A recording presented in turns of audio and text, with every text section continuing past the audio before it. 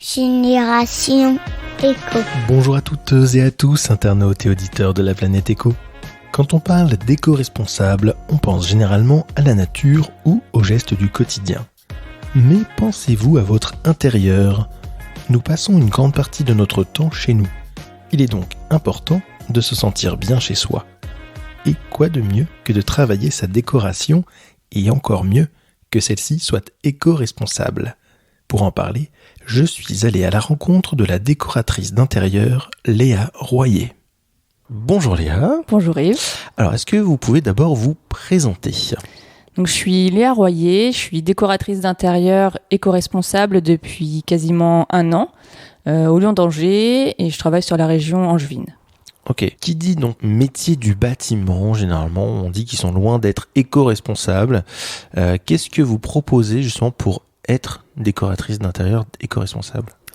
Alors moi, je vais pas toucher aux grosses œuvres. Je vais surtout pouvoir préconiser des revêtements de sol, des peintures, du mobilier, des accessoires qui sont plus sains, qui ont moins d'impact sur l'environnement. Ça peut être du parquet, un meuble qui est chiné plutôt que de l'acheter neuf. Voilà. Donc moi, j'interviens vraiment sur la partie après construction en général. Une fois que les artisans sont intervenus sur le bâtiment. D'accord. Ça veut dire que ça vous arrive jamais de coordonner justement d'autres artisans, comme par exemple un électricien ou autre Je fais pas de suivi de chantier, Okay. Ce que peut faire un architecte d'intérieur. D'une parce que j'ai pas l'assurance et j'ai pas l'expérience encore pour faire ça, peut-être dans quelques années. Donc je m'arrête vraiment au conseil déco. Je peux préconiser certains artisans avec qui j'ai pu travailler et je sais que ça va bien se passer. Donc j'ai une liste de contacts à donner à mes clients, mais ça s'arrête là, ceux qui prennent après la suite sur le chantier. Alors j'imagine qu'il doit y avoir des magasins où vous aimez aller, où vous aimez peut-être orienter les personnes. Comment ça se passe exactement dans votre relation client ? Alors c'est assez compliqué de trouver des magasins physiques qui proposent, du mobilier par exemple éco-responsable.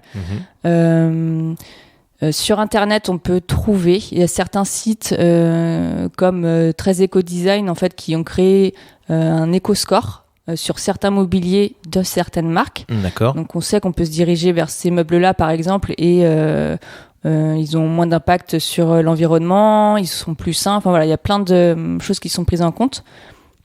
Après, pour tout ce qui est matériaux, il y a Biosphère, par exemple à Beaucouzé, qui peut apporter de très bons conseils sur du parquet, de la peinture naturelle, sur de la rénovation de maisons anciennes.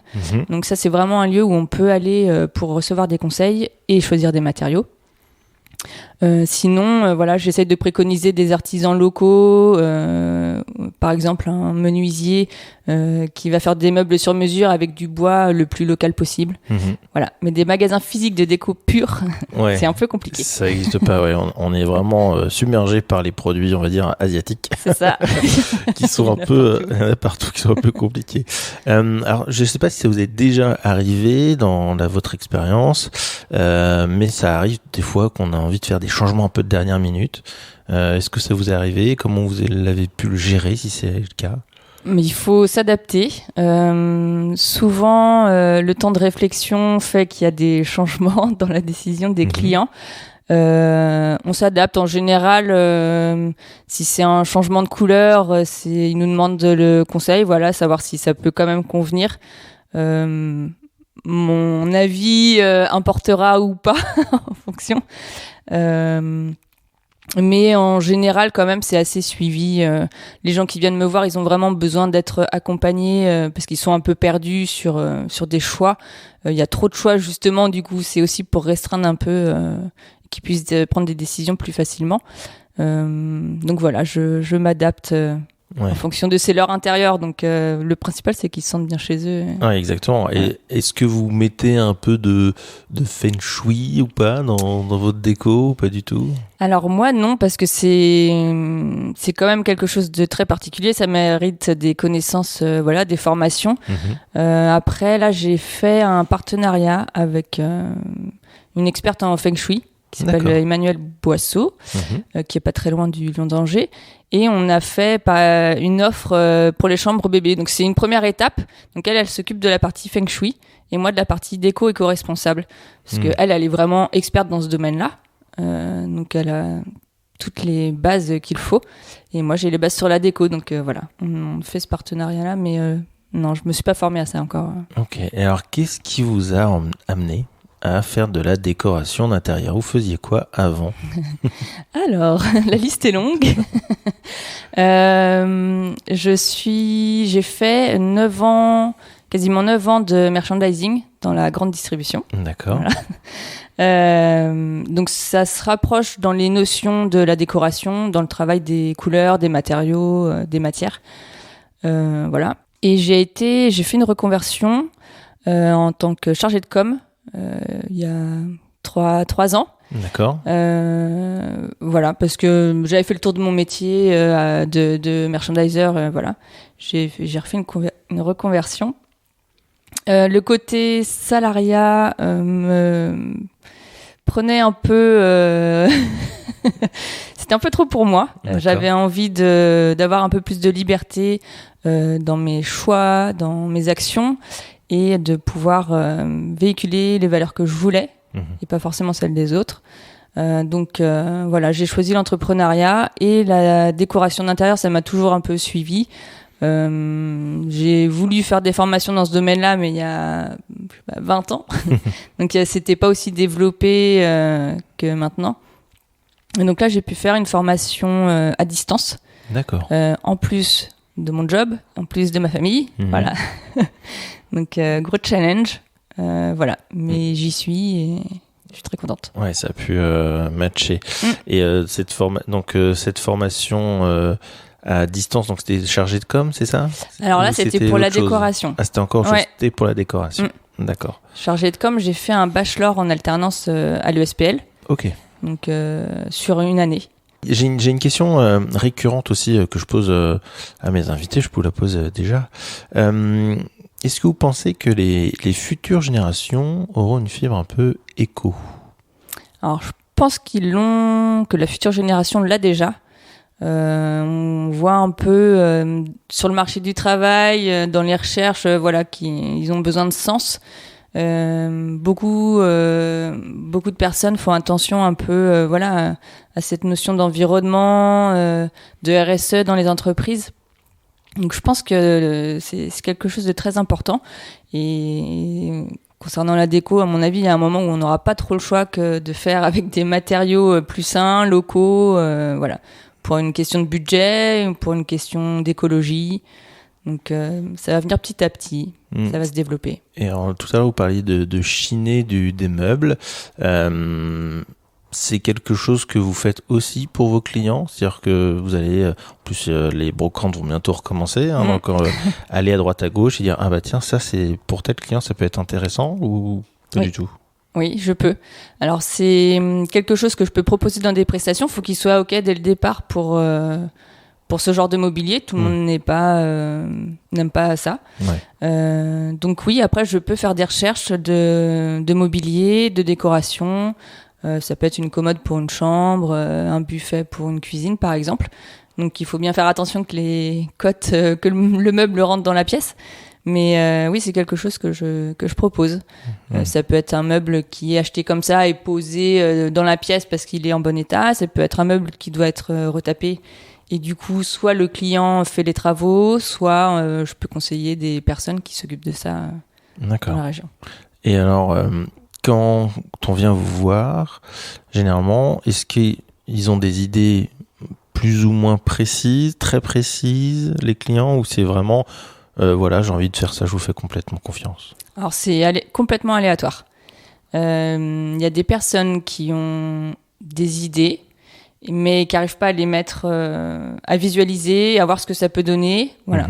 Donc là, je les accompagne. Je les éclaire un peu dans un choix de couleurs, d'ambiance, voilà.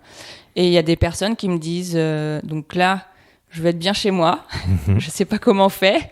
Voilà, j'ai besoin d'aide et puis on avance ensemble petit à petit. Vous faites pas de prévisualisation en 3D par exemple, non? Je fais des rendus 3D. Okay. Donc, mais à la base, il faut déjà que j'ai une idée d'ambiance. S'ils veulent du bois, du métal, enfin voilà, il faut que je fasse un peu de tri. Et après, je peux passer au 3D. Donc, avec le mobilier actuel des clients qui veulent conserver, s'il y a des choses qui sont à rajouter, on rajoute de la couleur sur un mur, voilà. Et ça aide vraiment à se projeter dans son intérieur plus facilement. Ah bah ça c'est sûr que quand on a des visuels, on voit plus facilement. Puis même, j'imagine qu'aujourd'hui, vous devez commencer à avoir même des photos finalement de chantier d'avant, après peut-être. Donc ça aussi, ça peut montrer un peu des ambiances et de ce qu'on peut faire directement. Est-ce que vous faites du réseautage, ce genre de choses, pour vous faire connaître? Comment vous fonctionnez? Alors, je fais partie de Talent Féminin depuis septembre. D'accord. Donc, c'est un réseau d'entrepreneurs féminins, comme ça porte son nom. Et donc, il y a une matinée par mois qui est prévue avec les femmes entrepreneurs qui sont présentes, qui sont là, qui sont disponibles. On a des thématiques sur l'entreprise, voilà. Donc, c'est vraiment, c'est dans la bienveillance, c'est un super réseau. Et je compte bien dans les prochains mois faire partie du réseau Ecobat. D'accord. Donc c'est un réseau régional, je crois pour l'instant, qui a des pôles plutôt locaux. Donc là il y en a un sur Angers, moi je ferai partie des Hauts d'Anjou. Et donc c'est sur de l'éco-construction. Donc ça regroupe plusieurs professionnels, ça peut être des artisans, des entreprises qui fabriquent, je sais pas, des murs en paille, voilà. Ça regroupe vraiment beaucoup de professionnels et on partage sur des projets, on échange sur des solutions qui sont possibles, voir voilà les futurs projets, les projets qui sont passés. D'accord. Voilà. Et donc votre métier n'est pas forcément affilié à la CAPEB, tout ce qui est bâtiment. Non, du tout. Ok. Non. Parce qu'on pourrait penser qu'il y a un lien. Oui, peut-être les architectes d'intérieur, mais c'est vrai que comme moi, je m'occupe vraiment que de la partie conseil. Je suis pas du tout affiliée au bâtiment. Ok, oui, c'est vraiment la différence entre la décoratrice et l'architecte, c'est le côté juste conseil en fait. C'est ça. D'accord. L'architecte d'intérieur va pouvoir toucher au bâti. Moi, je peux pas. Je peux pas dire voilà la cloison là elle me plaît pas trop, on va la casser. Voilà, c'est pas dans mes compétences. Ok. On va dire. Vous pouvez pas le conseiller non plus. Je peux en parler. D'accord. Après aux entreprises d'intervenir et de dire ok c'est bon pour moi. Oui, si c'est faisable ou pas. Voilà. Ouais, d'un point de vue sécurité. C'est ça, exactement. Je vais pas m'engager sur quelque chose sur lesquels je suis pas sûr de moi et oui, il pourrait y avoir des soucis derrière. Ah oui, non, c'est sûr et certain. Aujourd'hui, pour vous contacter, mis à part le réseau Talent Féminin et donc Ecobat prochainement, j'imagine que vous êtes un peu sur les réseaux sociaux, non? Pour montrer ce que vous faites? Oui, donc j'ai une page Instagram. Et Facebook. D'accord. Mais tout part d'Instagram parce qu'au final il y a quand même pas mal de visuels. Donc j'essaye de publier régulièrement sur des projets, des inspirations, des petites astuces déco qui peuvent servir à tout le monde. Donc voilà, et puis j'ai mon site internet aussi qui est en ligne. Ok. Donc, voilà. Et est-ce que vous pouvez nous donner une estimation du temps à peu près d'un projet entre le premier contact et finalement le moment où vous dites avec votre client ok c'est ça qu'on veut et voilà comment ça va se passer? Sur un projet, sur un appartement par exemple, il faut compter 2-3 mois, le temps d'avoir les validations, de faire les retours avec les clients, de faire toutes les recherches, voilà, 2-3 mois on va dire que c'est le temps moyen. Okay. Pour un projet. Pour un projet classique dans un appart, ouais. C'est ça. Et alors, est-ce que vous avez, c'est votre métier, mais quelques petits conseils et astuces à donner comme ça Alors, de par mon côté éco-responsable, je dirais qu'il faut essayer de ne pas trop suivre les tendances. D'accord, ouais, intéressant. En soi, il vaut mieux avoir on va dire du mobilier qui soit de qualité, intemporel, et venir jouer avec de la décoration qui est peut-être plus facilement changeable et qui a moins d'impact sur l'environnement. On peut très bien aller chercher, je sais pas, une coupelle chez la céramiste du coin ou aller chiner 2-3 bricoles à Emmaüs. Donc voilà, les tendances, c'est un peu de la phase déco et c'est vrai que ça change d'une année à l'autre. Oui, voilà. Comme un peu comme les couleurs ou. C'est ça. Ou c'est même des modes qui passent. Voilà, les modes qui passent, comme dans le textile, ce genre de choses. Ouais. Bah, de toute façon, hein, le meilleur moyen pour être éco-responsable, que ce soit dans tous les domaines qui soient, que ce soit du physique ou même du numérique, ça reste quand même la longévité du matériel, parce que forcément, on le réutilise, il y a du réemploi, on limite la consommation. Enfin voilà, c'est quand même quelque chose de très très très très important. J'ai une dernière question à vous poser. Est-ce que ça vous est déjà arrivé d'avoir des clients qui ont un frein sur justement ce côté un peu sain et éco-responsable, où justement les personnes viennent vous voir parce que vous avez mis en avant ce côté éco-responsable? Alors, on vient pas forcément me voir par rapport à ça, mais c'est quelque chose que j'aborde dès le premier rendez-vous, qui est une petite prise de conscience quand même, en leur disant voilà, tout ce que on va faire, ça va avoir un impact quand même soit sur votre santé, soit sur l'environnement. Donc attention, il faut le prendre en compte. Le seul frein qu'il peut y avoir, c'est le frein financier, parce que on va pas se mentir, c'est quand même un peu plus cher, en tout cas dans les matériaux comme la peinture, le sol, voilà, ça va être un peu plus cher, quoique ça a tendance un peu en ce moment la différence à se réduire. Voilà, le frein financier, ça peut être quelque chose c'est surtout là-dessus. Et d'ailleurs, en parlant financier, combien coûte une prestation de service en moyenne? J'imagine que ça dépend effectivement les projets, mais pour faire des conseils. En fait, je propose des visites conseils qui sont 2 heures à domicile avec un compte rendu. Donc ça, c'est à 250 €. Donc c'est vraiment quelque chose qui permet d'avoir des conseils pour faire une pièce. Les clients font leurs travaux juste après. Voilà, c'est des petits conseils sur une pièce. Et ensuite, on va dire que ça peut aller, je sais pas, comme on parlait d'appartement tout à l'heure, on peut facilement monter à 3 000 € pour plusieurs pièces, avec des plans, des planches d'ambiance, des visuels 3D, voilà. En fonction du nombre de pièces. Et du coup, vous travaillez peut-être aussi en lien avec des architectes, non? Ou pas du tout? Pas pour l'instant. Pas pour l'instant. Non, j'ai pas eu l'occasion. Mais oui, pourquoi pas. S'il faut, de toute façon, il faudra que je me mette en relation soit avec un maître d'œuvre ou un architecte d'intérieur dès qu'il faudra casser un mur ou voilà, que ça soit un peu plus que du conseil. Ok. Est-ce que vous pouvez nous redonner votre compte Instagram? C'est quoi le... Alors, ça doit être Léa Royer Décoration. D'accord. Ok. Voilà. Très bien. Bon, merci beaucoup Léa pour cet échange. Et puis j'invite tout le monde bien sûr à aller sur le compte Instagram pour voir les créations justement de décoration. Merci. Merci beaucoup. Merci à toutes et à tous d'avoir écouté ce nouvel épisode de Génération Éco. Merci de le partager au plus grand nombre via les réseaux sociaux ou tout simplement en envoyant le lien par email. Abonnez-vous à la newsletter pour recevoir directement les derniers épisodes dans votre boîte mail. Et merci pour votre fidélité. À bientôt à l'écoute de Génération Éco.